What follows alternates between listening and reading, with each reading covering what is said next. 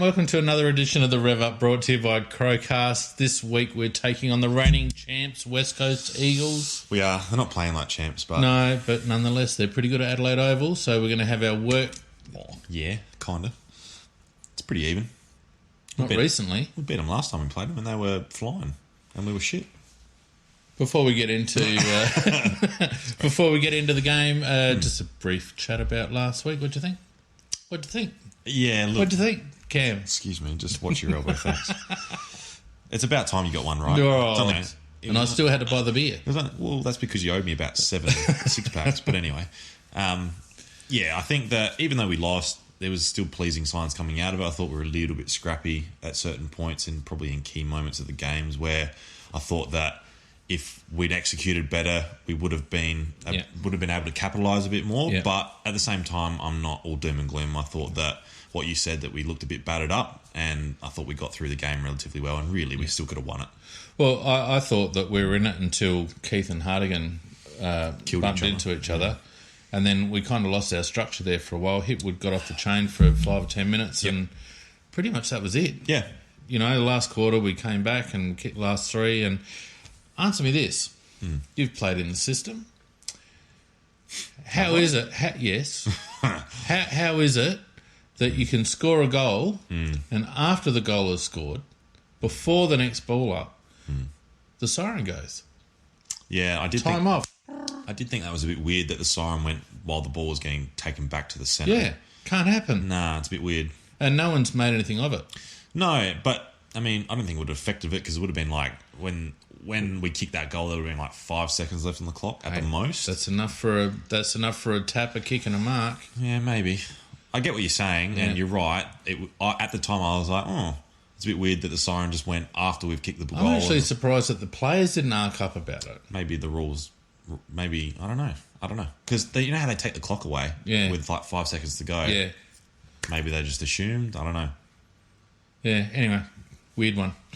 So this week, West Coast at home. I reckon this is the first game of a fairly difficult run of games, 3 or 4 games, relatively difficult, even though I think 3 of the next 4 at home, they're all against tough opponents. So who have we got? West Coast.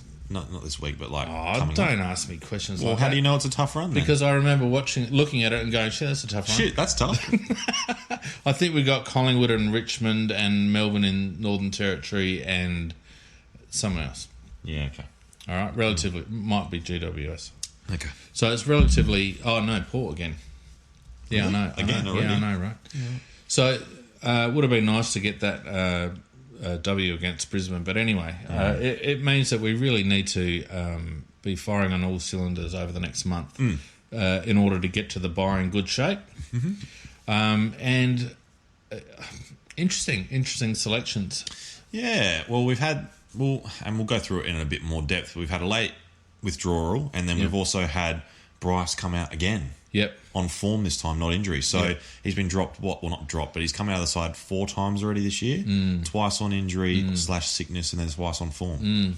What's going on? Well, they obviously want him to produce what they traded him for. Yeah, well, very expensive as well, as it's turned out. Yep. Well, at this stage, we're not getting return. So, well, look, he's had 22 possessions and kicked 2 goals last week. But I read an article just before Pike explaining, why he dropped him again. Sounds like there's a few areas of his game that they're really not happy with, that he needs to be more consistent at. Well, I think he lacks defensively, but I don't think he's an orphan there, and I don't think he's probably using the ball as well as he'd like. Do you think he's stiff? A little. I'd agree with that. A little. Yeah. Like, I'm not saying that he doesn't necessarily deserve to be dropped, but with a few of the other blokes that seem to be a bit protected, I think that he's probably not the first one you'd let go. All right. So speaking of which, let's go through the team, shall we? And I'll kick off. Oh yeah. Yeah, I'll kick off with the Crows. All right. For a change, just change it just up. Cause. Yeah. From the back lines, we've got Keith recovered from his lacerated spleen or whatever. They just about cut each other in half. Yeah, I know. It was like a car accident. Yeah, I know, it was a bit. Talia and Lukey Brown. Jake Kelly, lucky. Kyle Hardigan. We don't play a Damien anymore. Obviously, Hardigan obviously got through his concussion protocol during the week. And Lairdy, who started off on fire last week and then just kind of tailed off. Simmered, yeah. Brody Smith on the wing with Crouchy in the middle. I'll talk to you about Brad in a minute. Okay, Brad, yep. And Wayne Miller, welcome back. Junior. Missed him. We did. Lockie Murphy on half-forward flank with Tex. And the other inclusion, late inclusion, Paul Seedsman. What do you think of that? Well, I actually thought he was stiff not to get in the 22 to start off with. You said he had a pretty good game in the twos. I think he was best on. Ooh. See, I didn't know, so I'm genuinely asking. I don't know how he went. I'm pretty sure he was best on or thereabouts. Where did he play, do you know? I don't know. Not sure. Okay. On the field? Footy park. Yeah. I don't know. Good research there. Hugh Greenwood at the forward pocket with the Big Berg retaining his spot. Lucky or deserved? Look, on form, probably a little lucky, but I like that they've stuck with him. Show a bit of faith in the young fella. Well, I think they've made a call. Would have been pretty easy to just slot Josh back in after kicking 6 goals in the weekend. Yep. And I know people saying that a couple of them were junk time, but still, would have been a very easy scapegoat goal. Easy, had a bit of a rough week, come out. Josh, you go back in, mate, after kicking 6. Yep. And Edward in the other pocket. Rucking, Riley O'Brien continuing with Sloaney and Chase Jones starting in the guts. Again. After his pretty good, promising last quarter last week. Yeah, I didn't mind it. To be honest, I missed the game because I was actually playing when the game was on, so I watched the replay and I was probably 10 cans deep at the time, so the memory's a little bit foggy by the end of the last quarter. No, he did it right in the last quarter. Yeah, but I don't know, did we get enough out of him in the middle? Well, we only played him for a quarter in the middle. Yeah, but did we get enough out of him? Yes, I believe we did. Okay. Interchange is the Gooch. Lucky? Maybe. Needs to produce this week, I think. Give him a couple of weeks to acclimatise and just needs to have a decent game. Yeah, I think so. DMAC, Rory Atkins, dead set lucky. Don't get me started. And Ellis Yeoman.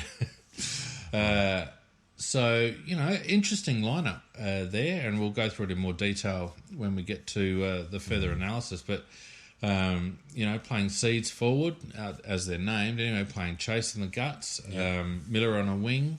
Yep. It's an interesting bench, and it's going to be a wet day, so... it'll suit us, but we'll go through that in a bit more depth in a second. But let's get into West Coast now. So... starting from the full-back line, we've got Hearn in the pocket, Schofield at full-back, and Brad Shepherd in the other pocket. Duggan on the half-back flank, Gov at centre half-back, and Cole on the other flank. Dom Sheed on the wing, Elliot Yeo in the guts, and Hutchings on the other wing. And then you got half-forward line is Redden, Darling, and Rioli. Full-forward line, we have Ryan, Kennedy, and Cripps. Following, we've got Nathan Vardy, who's come in, and then, for the second week, and then Shuey and Gaff as the followers. Interchange, we have Waterman, Allen, Petruccelli. That kid's got gas, by the way. Yeah, I know, He's right? got wheels. Yeah. He's going to be good. And then Nelson as well. Emergencies, we've got Jared Cameron, Archie, Matthew Allen, and Josh Smith. So their changes are you've got Schofield, Waterman, and Nelson in for Jeddah, who's suspended, Venables, who's injured, and then also Hickey, who is injured as well. So a bit of talk around Vardy because he's not been in the best of form, but sort of fell into getting a gig because you've got Hickey and then also obviously Natanui that are injured. Yeah. And obviously Lysette's not there anymore, so sort of fell into a role. But he was their man last year in that finals campaign and then also the GF. So he's got the capability, but there's a bit of talk that he's under form at the moment. Bit of Tom Boyd about Nathan Vardy, I reckon. Yeah, well, one-hit wonder. Oh, not one-hit wonder. I think that. Yeah. Anyway, whole different kettle of fish. But to me, looks pretty top heavy. It does. On a wet day. Did they check the forecast? Maybe they've just gone the old Don Pike mantra: back the boys in. Back the boys in. Back the boys in. Yeah, maybe. Yeah, don't know. But yeah, that's it. We were talking before about how they're quite top heavy West Coast. Let's have a look at them on a zone by zone basis, and I reckon we got them covered down back. Like we have them, their forwards covered down back? Yes, I believe. I think our tools have been in reasonably good form. Yep. I don't think there's any coincidence that we kind of just slipped a bit when Hardigan and Keith went down last week. Hardigan has definitely settled it for me as well, I think. I think so. He still does his one or two things that you're like, well, what are you doing there? But he's nowhere near as bad as what he was at the start of the year when he came back. No. He's found a bit of game form. And if there's a team that you want to have strong tools, it's West Coast. Yeah. You know, they've got Kennedy and Darling, obviously, are two strong lads. Yep. And I think we've got good matchups for those boys. Yep.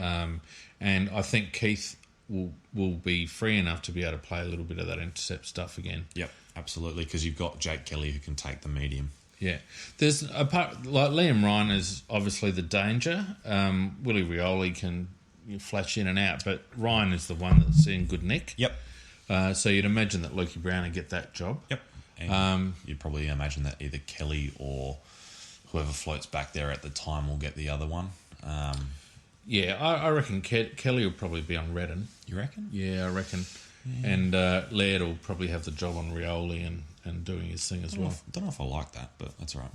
Yeah, well, because we've got a lot of that attacking halfback style at the moment, and I've sort of spoken about it a couple of times. We don't seem to know how to play them all. Like, we've got Seedsman, who is typically a halfback winger. You've got Miller, who's a halfback winger. You've got Smith, who's a halfback and winger, and then you got Laddie, who's a halfback, and then even Brownie can play that quarterback role. Plus, you got D-Mac on the bench. D-Mac, and then also Atkins as well. Like, how many halfback wingers do we want? Yeah. And they're all attacking. None of them... Apparently 6. Well, apparently, as it turns out. But, yeah, they're all attacking minded. We don't have a lot of lockdown back there at the moment in the way of small/mids. Yeah, and that's probably true. why Jake Kelly's got a gig, to be honest. I agree with that. Yeah, because we kind of need his defensive, put in quotation, play. Yeah. Well, I mean, I think Kelly's all right defensively. I think the biggest knock on Jake is probably what he does once he's got the ball in hand. Yeah, decision making and then sort of execution at times as well. So, you know. Look, through the middle, it's going to be a very interesting battle, I think. They're obviously very strong through the guts. Dom Sheed, Yo is terribly underrated, in my opinion. Yeah. Shuey and Gaff, obviously, you don't need to talk about them. Yep. We've got Hutchings is their lockdown as well. Yeah, Hutchings is probably the premier lockdown in the competition. Doesn't get much notice either. No, because they're in WA. Yeah, well, that's it. But I would say he's the premier defensive midfielder in the comp. Yeah. I'm trying to think of someone else. I think, is it Melbourne Harms that plays lockdown for Melbourne? Yeah, he'd be in the top 3. Harms is pretty good, but yeah, you're right. I'd agree with that. So, you know, and yet with the inclusion of Miller and Seedsman, all of a sudden we've got a little bit of outside. Yeah. Well, not quick, but we've got a bit of outside. I don't know. I think we do look quick because all of a sudden you look at the midfield. We've got Sloan in there, who's a ball. You've got Crouch, who gets more inside but isn't slow. You've got Jones, who is quick. You've got Miller, who is quick. You've got Smith, who is quick. You've got Atkins, who is quick. And then you've got Galucci, who's quick. Not quick. All right, we'll leave him out, but that's still 5 players. Atkins does those little half steps. Cool. All right, but Galucci as well. Yeah, he's quick. We've got a few players in there that have got some wheels. Quick. Correct. Yeah. That's why I said it. Look, I was a little bit critical of Brad Crouch last week, and I'd be interested on your take on that because, like, there's no question that his intensity is at really good level. Yep. He gets a lot of the agate. Yep. It's his use that concerns me a little bit. At times. He handles to a lot of stationary targets. His inside 50 count is probably lower than I would prefer. But is he our premier ball user? I don't think he is. Well, if not him, then who? Well, I think the way we play, we attack a lot from half back, so I think you got to look more to the wings and the half back line. Yeah. And then even your link man in Lynch, who is obviously not playing at the moment. We'll talk about that in a minute.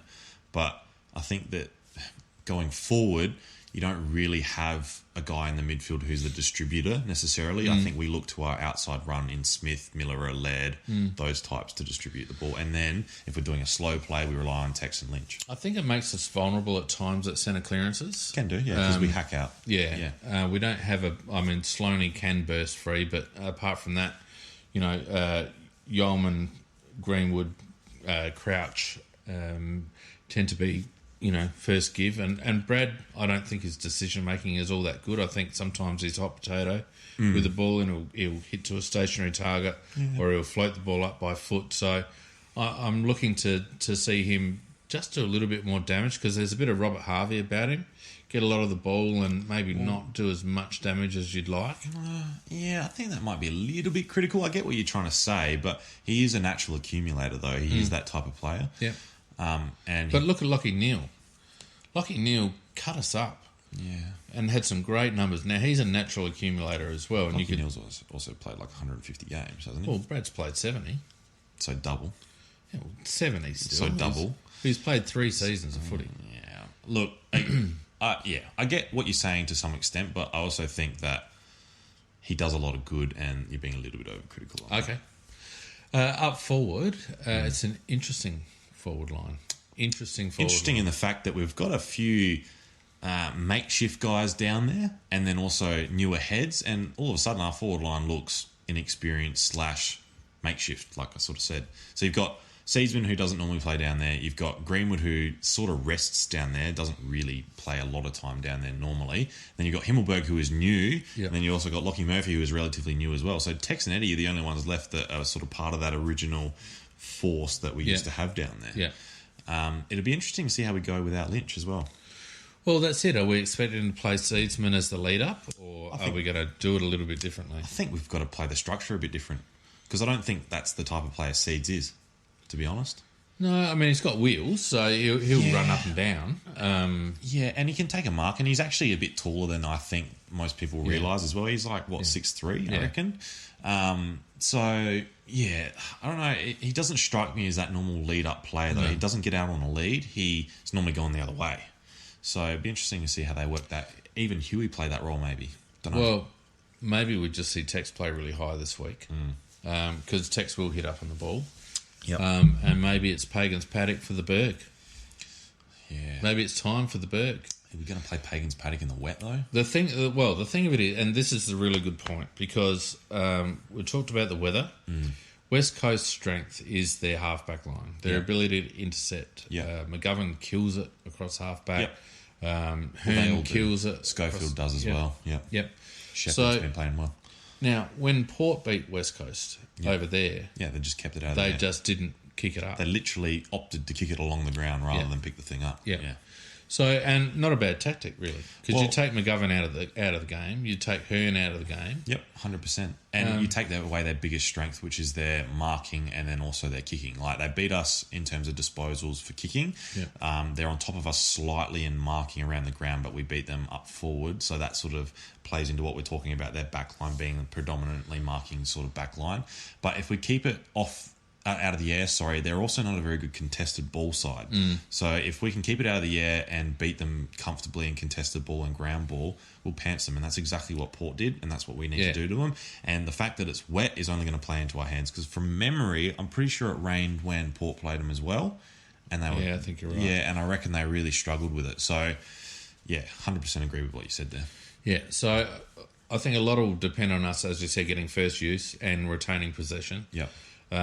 We know that Don likes to play the territory game, so we'll be looking to push the ball forward and then push the defence up to lock it in and get repeat entries, which is exactly what we didn't do against Brisbane. They got a lot of balls straight out of defence with not very many inside 50 tackles last week. Not for want of trying, but that's how the game panned out. They did exactly what we said they needed to do to win, and that was to move the ball quickly. Yes. And that's exactly what happened. Yeah. So. We don't look as vulnerable to pace this week, and West Coast don't offer the same challenge from a pace point of view. Yes, they've got a couple of speedy blokes. Yeah, but that's not how they play, and that's not how they move the footy, and that's the difference. So, who do you reckon for us are the key players that need to stand up in order for us to win? Well, I think it's time for, and I know the weather's not going to suit him, but I think it's time for Elliott to put his mark on a game. Show us what he's made of a bit. Well, I think so. It's going to be a challenge for him because the ball's going to be wet. He's coming up against a premier defence, particularly with with their key tools. Well, because they don't really play match-up. They play that web zone thing that they call it or whatever. So he'll have all three of those big boys on him at any stage. And Elliott looked a little bit at sea last week. He seemed to be caught out of position or running under the ball at times, and his hands weren't soft. And he also didn't really have much impact. No, he didn't really. Yeah. So, and I don't think Elliott's goal should necessarily be to kick 5. No. But I think we need to see what we saw maybe in the first couple of weeks, which is making a lot of contests, being a focal point, drawing defenders to him, creating space around him, that sort of stuff. Compete. Yes, that's right. Because if it turns out that we do play Tex more as that lead up, Himmelberg is going to be it with a bit of Greenwood, probably. Yeah, exactly what I was going to say. Yeah. So Elliott is definitely a key, I think, this week. Yep. I think even though he's only just come back into the side, I think Miller is also a key. Yeah. Because we've lacked that outside run to the extent that we set up overly conservative last week to stop anything from getting outside. Game, yeah. We had 5 or 6 inside midfielders around the place. We didn't want to open it up. And it did open up, and every time it did open up, we got hurt on the scoreboard. So both Season and Miller will be key, but I think Miller in particular, with his ability to get through traffic and deliver. It's funny because you don't want to rely on someone like Miller's ability to get himself out of trouble when he has really no right to, but when he does it, God, it's handy. Oh, yeah, gotcha. Yeah. So I think he's key. And to be honest with you, I'm not going to pick any of the defenders this week. Just going to call all. As a unit. No, my other key player is Brody Smith. Oh, okay. Yeah. Because I think it's going to be very important in the conditions that we get territory. And I think Smithers getting 20 posies gives us 600 metres gained. I was going to say metres gained, yeah. It pumps it into our forward line quickly, which means that he's kicking over the line, which means that everyone can come up a little bit higher and gives us a good opportunity just to keep the ball in and get return opportunities. So I think our wings are going to be really key. Yep. And even Atkins, when he comes on, needs to step up. It won't be his conditions, probably. Yep. But he needs to step up and also provide that drive into the forward 50. I think I'm confident that our defence is going to do the job. Okay. I think it's going to be more about whether we can play to our strengths and play to our best of our ability rather than limit West Coast. Because I think West Coast rock up every week and they do what they do, and they'll do it regardless of who they're playing. Yeah. And I think we've seemed to have picked a particular type of team this week that's focused on ground ball, focused on outside pace and all the rest of it. So we have if we're going to pick a team like that, they have to. That's perform. The way they got to play. Yeah. No, I'm picking up what you're putting down. Yep. What about West Coast? Well, look, and they're sort of straight down the guts here, but first one I'm going to talk about is McGovern, is the reason why I've picked him is because he's got to have an impact. If we play the way we think we're going to play and try and keep it out of the air, he's got to find a way to get himself into the game, because when he's involved, not only in his marking ability, but his rebound off half back, it sets him up. Yeah. So if he's not getting air ball, he's got to, one, obviously do his defensive work, but he's got to find a get away involved when the ball hits the deck, throw his body around, and if he does that, it'll go a long way for them to win. Do you think he matches up on Tex? No, I don't, because he doesn't like to match up, and that's sort of what I was getting at before. They don't match up. They play that zone, Wiggles, web, whatever the frick they call it. Yeah. And I think that you'll see all three of those tools, so Schofield, Hearn and McGovern, sort of chopping out, and then you'll also see Shepherd do it a bit as well. Yep. But yeah, he's got to find, if we think the game's going to go the way we think it is, being wet weather and us keeping it out of the air, he's got to find a way to have an impact, because when he has impact, they win. Yep. It's simple as that. Yep. The next one as well is Yo. Now, Yo's had a bit of an up and down year. Get it? Up and down. Yo. Get it? Oh my up and God. down. He struggled early, but he... How long have you been sitting on that? Oh, it's pretty easy one. Not very. It doesn't take a genius to figure that one out. So we. Nah. 3.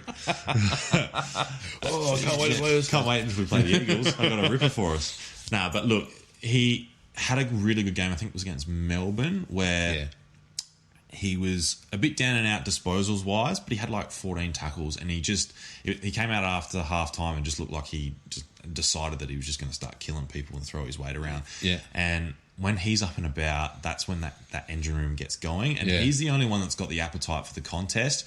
Gaff is outside. Sheed's got a bit of an appetite. Shuey, a little bit of an appetite at times. But Yo's the only one that really gets him going when he starts crashing in.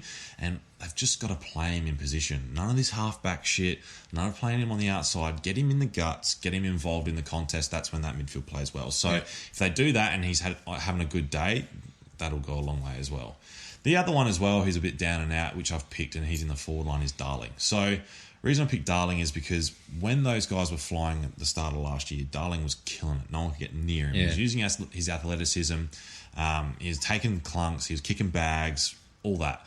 He struggled at the start of this year, and it's sort of a bit like easy. It's not going to be an easy day for a forward on the weekend. But if he can have an impact and help Kennedy out, because Kennedy's going to give what Kennedy gives every week, but if he can help Kennedy out by having more of an impact and sort of spreading our defence a bit more, that's going to help him heaps. He's such a confidence player. And it's crazy because he's the most gifted athletically out of anyone in the competition, really. You put him up there with like Buddy and JJ even as well. Yeah. He's got, good leap. He's got good aerobic capacity. He's quick. He's strong. Yeah.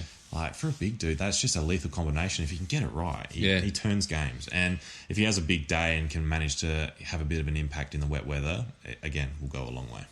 Yeah. So... Did you just have a stroke? You all right? I'm thinking, all right, how do we start this? Okay. So... we'll do the same every week, and you're Simpson. Yep. Adam. How do the Weagles get over the line? Yeah, and we sort of touched on it. They've got to find a way for their big blokes to have an impact because really they've come in very top heavy. The weather isn't going to suit the way they play. The other big key indicator for them as well is they need to have at least a 50-50 with us on their contested ball, or they need to win it. They're not a notoriously good contested ball side, and they've been shown up a few times this year with teams that just want the agate more than them, and they look shit when they don't go in hard. Yeah, they do. Yeah. And it really breaks their game style down as well. Once those midfielders sort of lose the appetite around the contest, they got nothing. They kind of play disinterested, don't they? Do. It's really bizarre because there's such a good team on paper, but if their big blokes don't have an impact if the game's not being played airily, and if they don't win the contested footy, they will not win this game. We'll pump them. And that's not being over the top. We will. So if I'm Simpson, I'm going to put a massive emphasis on contested ball because obviously the weather and also their predisposal to go missing in that area. But then also I really need my big blokes to stand up and cause contests, and then I need them to be pushing forward with the smalls as well. Yeah. That's how we win. And it's not even game like, zones this or these players doing that. It's just real basic for them this week, I think. Yeah.